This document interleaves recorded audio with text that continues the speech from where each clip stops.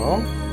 Hari ini juga kita akan renungkan kisah Yesus dan teks hari ini Lukas pasal 22, Markus pasal 14. Paragraf yang pertama, Lukas pasal 22 ayat 35 sampai 38. Ketika berjalan ke Bukit Zaitun, Yesus berkata kepada murid-muridnya supaya menyiapkan pundi-pundi bekal dan sampai pedang. Paragraf yang kedua, Markus pasal 14 ayat 26 sampai 31. Yesus juga berkata, "Kamu semua akan tergoncang imanmu, akan tercerai-berai." Dan berkata lagi kepada Petrus, "Malam ini engkau akan menyangkal aku 3 kali." Kesimpulannya, ketika berjalan ke Bukit Zaitun, Yesus berkata bahwa dulu murid-muridnya tidak usah membawa pundi-pundi, bekal, dan kasut, tetapi sekarang ini siapkan pundi-pundi, bekal, dan sampai pedang. Jadi murid-murid berkata, "Tuhan, ini 2 pedang." Kemudian Yesus berkata, "Kamu semua akan tergoncang imanmu, akan tercerai-berai." Dan berkata lagi kepada Petrus, "Malam ini engkau akan menyangkal aku 3 kali." Ini bukan menegur mereka. Yesus memperingatkan mereka supaya mereka kembali kepada Yesus sambil bertobat pada waktu mereka mengalami hal ini. Ajaran tentang Yesus. Pertama, pada saat Yesus bersama, ia mencukupi murid-muridnya. Namun setelah Yesus pergi, mereka harus siapkan keperluannya dengan sendiri.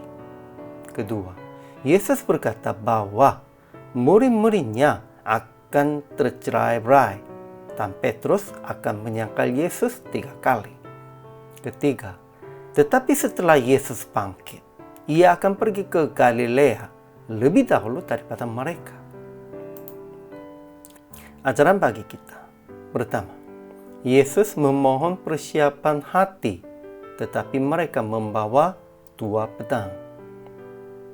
2.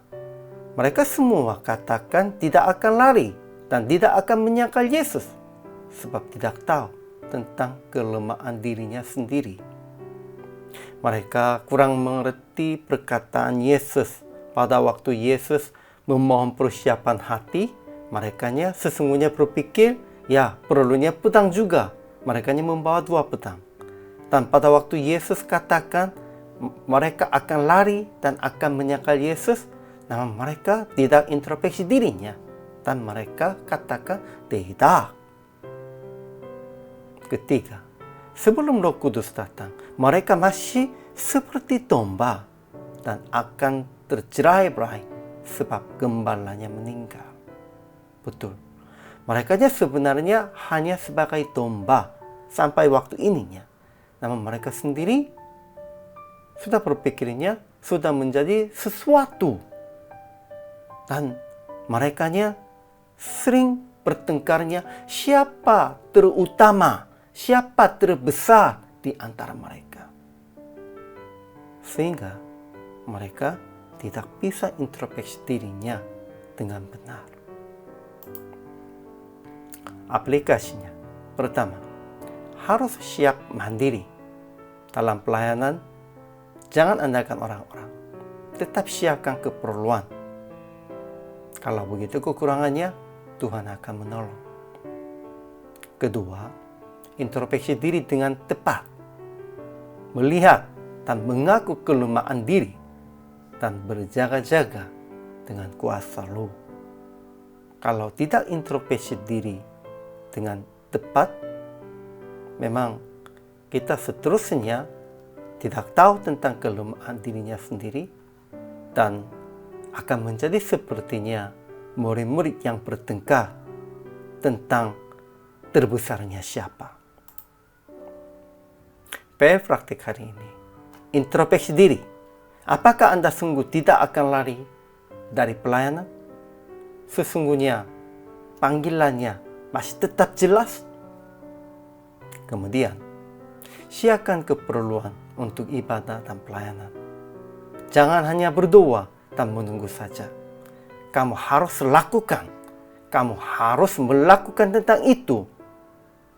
Pada waktu melihatkan usaha kepada Tuhan, Tuhan pasti akan mencukupi kekurangannya.